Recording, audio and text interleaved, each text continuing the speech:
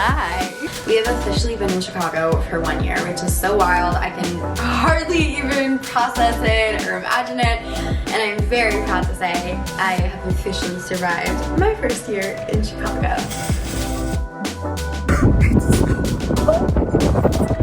It's like 0 degrees out here. It's amazing how much has truly happened in the last year. I feel like I need to document it all right now before I forget, because so much happens in the city and my memory is like I suffer from short-term memory loss. I feel like I can't really talk about Chicago without talking about the process of getting to Chicago. 1 year ago, we packed up our entire life, moved across the country, a city where we have no friends, no connections, nothing. Truly by the skin of our teeth, I'm trusting that this is where God wanted us to be. So kind of like back up a little bit. We really thought that we were supposed to be in New York, and it made a lot of sense because Alex's job has an office in New York, so it would have been a really easy transfer situation. We took a trip up there and we both had absolutely incredible days. We looked at apartments, but something just didn't feel right. We were like, this is not where God wants us to be. So we were kind of starting over at blank zero. I had always wanted to spend Christmas in Chicago because it turns into such a magical place with the Christkindl market, the lights, the snow, the winter weather. I mean, honestly, what's not to love? So we took a little weekend trip, kind of just planned it, threw it together, came to see Chicago, and from the moment we got off the plane, everything was magical. So we get to our hotel, it's like 11:30, and while Alex is in the shower, I'm starving because our flight was delayed, we haven't eaten, all of the things. I look up, I'm like looking around food, and I realize that 2 blocks away there is this donut shop that's on my travel itinerary, open until midnight, sells coffee. So Alex gets out of the shower, puts on basketball shorts, and he's like, all right, I'm ready for bed. And I was like, actually, do you want to go walk a couple blocks with me to find some coffee and some donuts? And he, of course, always the champion, was like, yes. This man in his basketball shorts, we go outside, it's freezing outside, which being from North Carolina, that meant a lot for us. And then all of a sudden, this gorgeous Charlie Brown snow, thick, beautiful, starts falling. It's Christmas, so there's city lights up everywhere, absolutely beautiful. We get donuts, we get coffee, and then we head back to our hotel, and I'm just feeling like so elated by the magic of the city. It's so fun, such a magical night, and God kind of like ties all the strings together for us, and we really feel like it's what he wants us to do, which is always like such a weird conversation when people ask us like why we moved to Chicago, because honestly, we're not really sure. We really believe that that's what God was telling us to do. So we did it, you know what I'm saying? But it was really scary. We started looking for apartments, and I have a foot injury, which I've mentioned several times, but we realized that we really needed to be close to trains. So the apartment that we had toured, fallen in love with, we realized it wasn't a good idea for us to try to move in there. So here's something about Chicago. Brokers are free. You do not pay a dime for a broker, and you also cannot really find housing without a broker, because they have like all these like secret lists and stuff where they keep, I don't know, basically they're just like gatekeeping all the properties. So on apartments.com and Zillow, you can't find apartments, you need a broker. We find this girl and she helps us find this apartment. Sneak, this is the apartment. It's kind of a whirlwind. We have no idea what we're getting ourselves into. We don't really understand any of the neighborhoods of Chicago. We signed a lease and we're just like, wow, I hope that we're not, you know, living in a really sketchy place. Meanwhile, everyone in my family is freaking out and they're like, why are you moving to the most dangerous city in the world? Chicago isn't dangerous.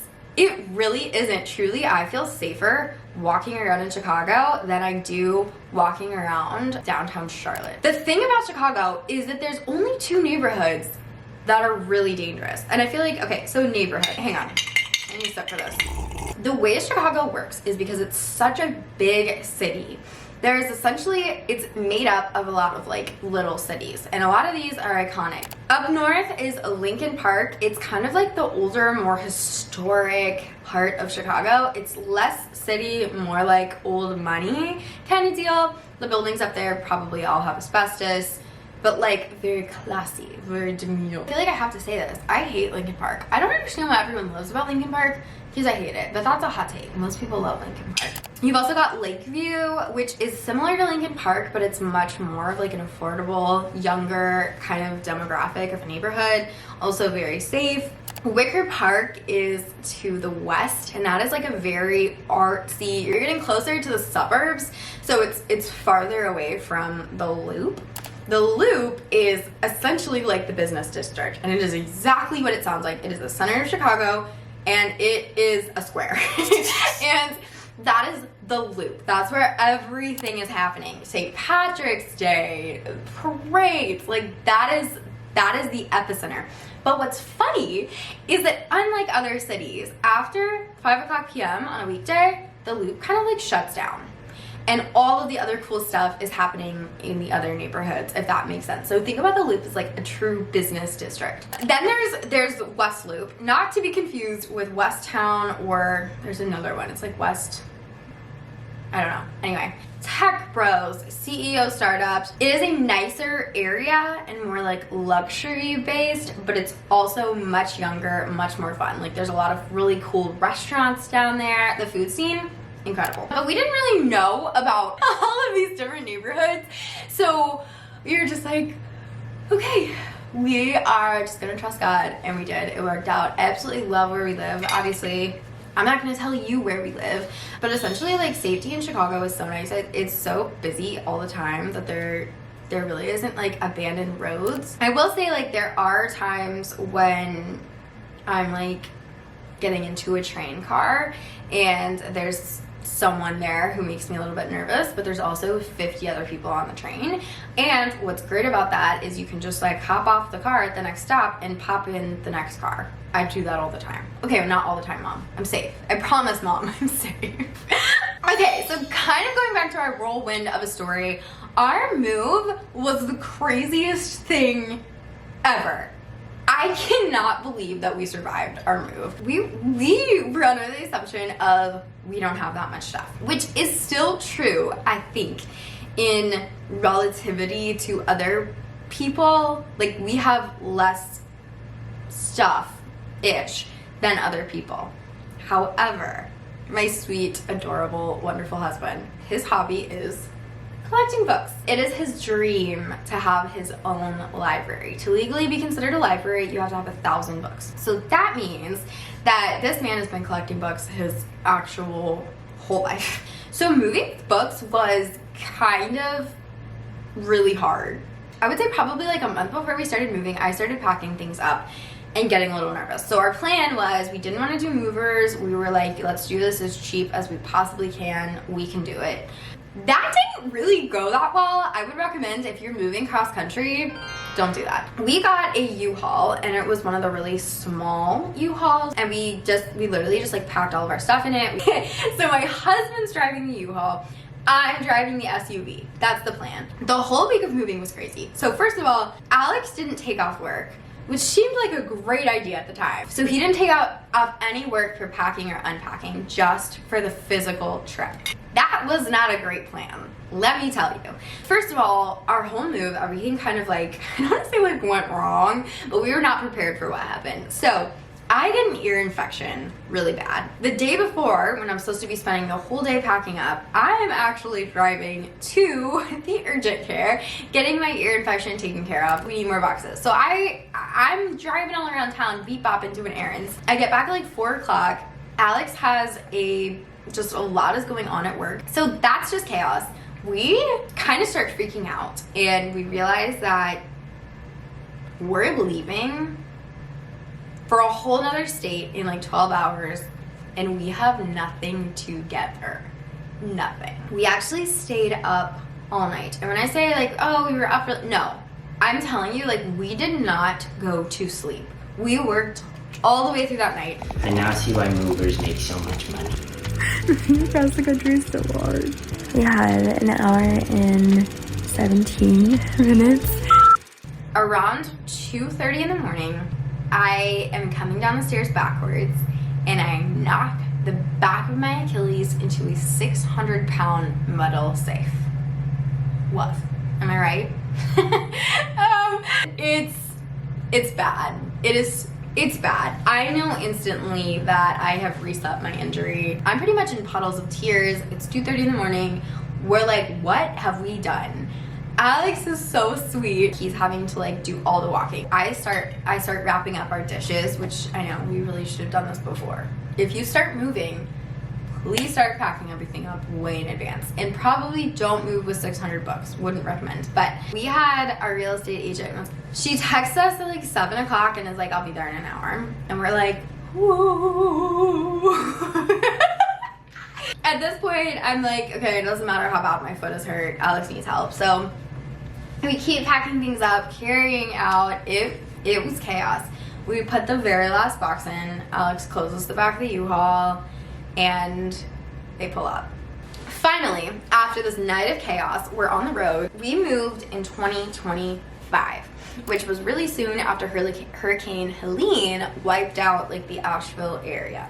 So all of the roads that we should be taking from North Carolina up to Chicago are flooded. Some of them are destroyed. Like, there's not a lot. And not only that, we're talking about mountain roads. Because Alex is driving a large vehicle for the very first time, we're like, that's not a good idea. So instead, we decide to do a whole little United States tour. We drove down through Atlanta, up through Tennessee, and then like came all the way. It was the craziest route ever. What should have been a very quick drive was not a very quick drive. Our route ended up being 17 hours and 50 minutes.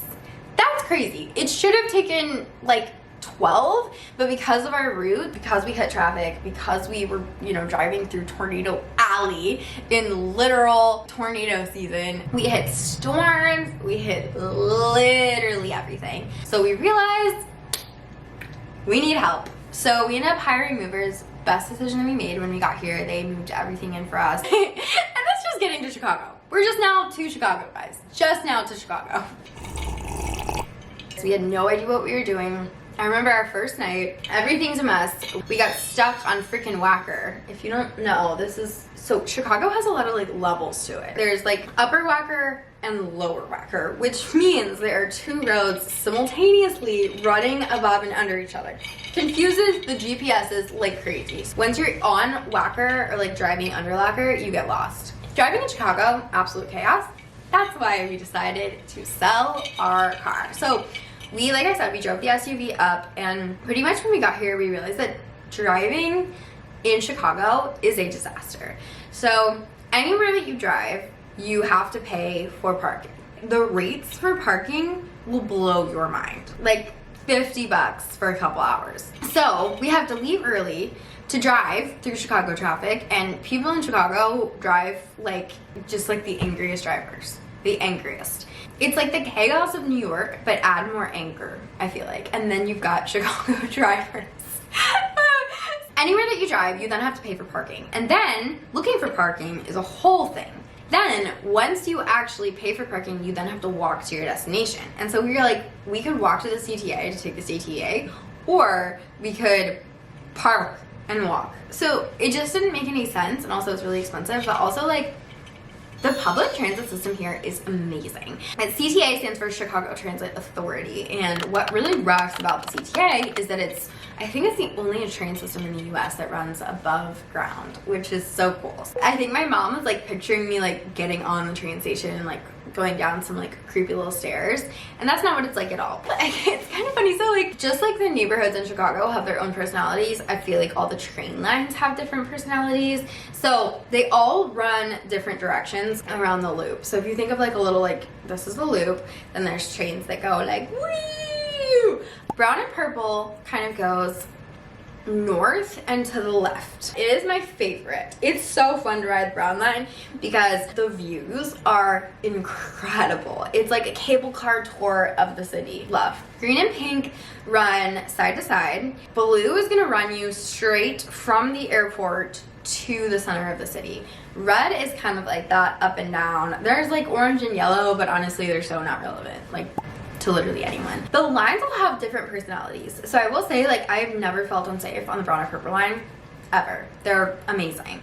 The blue line is interesting because I feel like the train is always gross, but it's really not sketchy, it's just dirty, if that makes sense. The red line I think is great. I've never had any issues with red, but it's kind of like I mentioned earlier, like different parts of Chicago. If you are riding the red line up, lovely, beautiful, safe. If you are riding the red line south of the loop, not so much. And like it depends on time of day, right? It depends on so many different things. Pink and green kind of like run through a not great area, but then they run to a really great area. So I love the trains. I do Uber if I'm out like at night and I have to walk to a train stop, but the trains are amazing. They're so safe. They're difficult to navigate, I feel like, at first, but then you kind of get the hang of it and you learn how to work it. They're so easy. So essentially it's $2.50 a ride. If you use Apple Pay, it'll charge you $5 and then it'll refund you the $2.50 later. I don't really understand why it does that, but it is what it is. I feel like I can't talk about my first year in Chicago without talking about my very first winter in Chicago. Where to start? There's two sides of winter in Chicago. There's the really romantic, rainy, snowy, gorgeous, cozy side.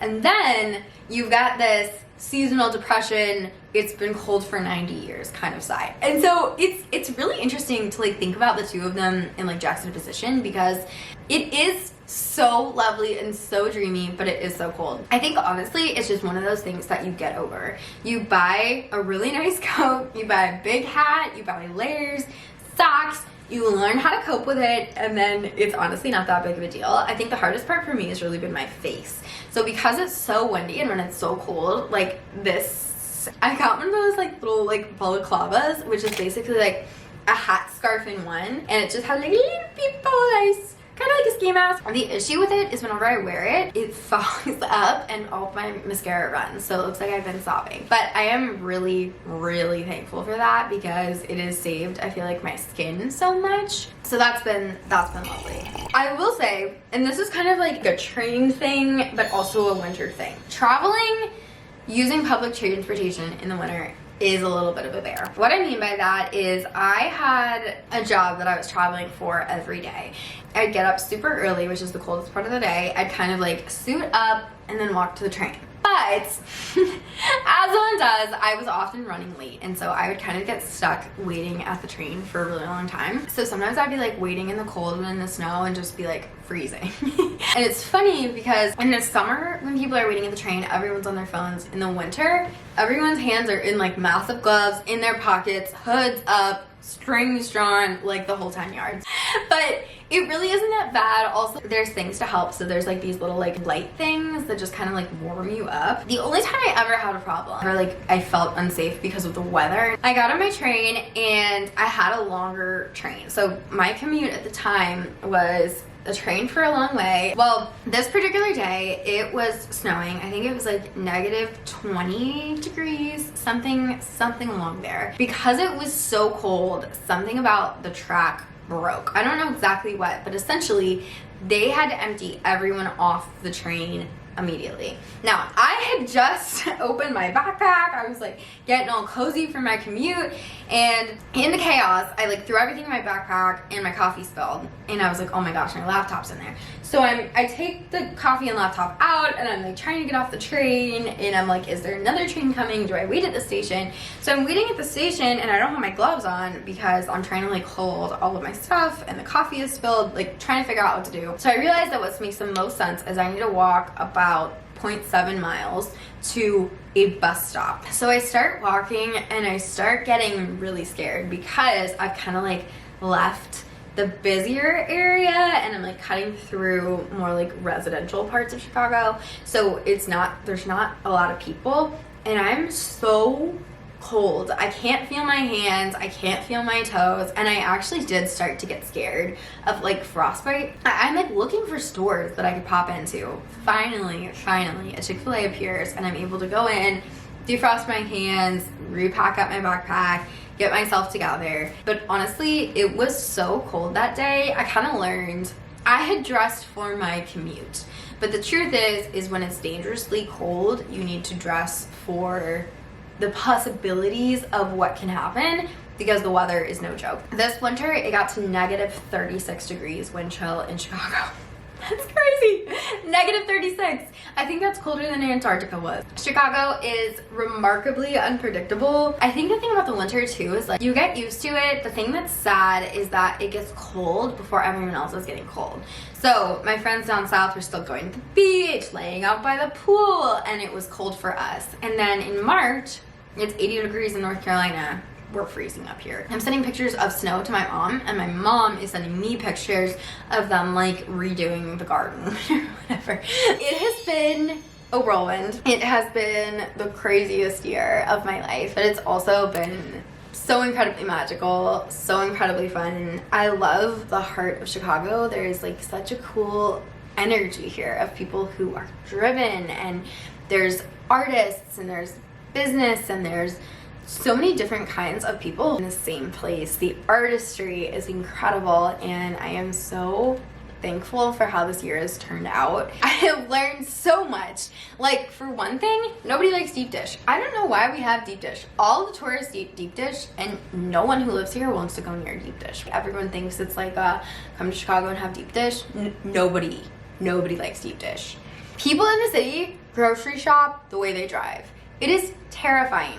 Never, and I repeat, never go to the grocery store on a Friday. Just don't do it. You're gonna get run over, you're gonna get smashed. In grocery stores, they'll take like their like scooters, so they'll be like dragging scooters, holding skateboards, there's babies, there's dogs.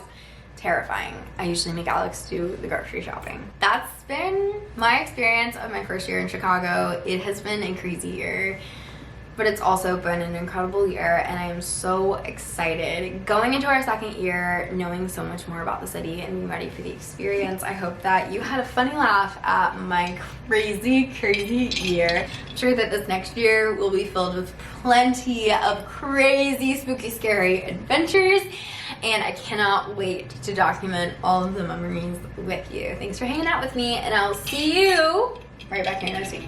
Bye.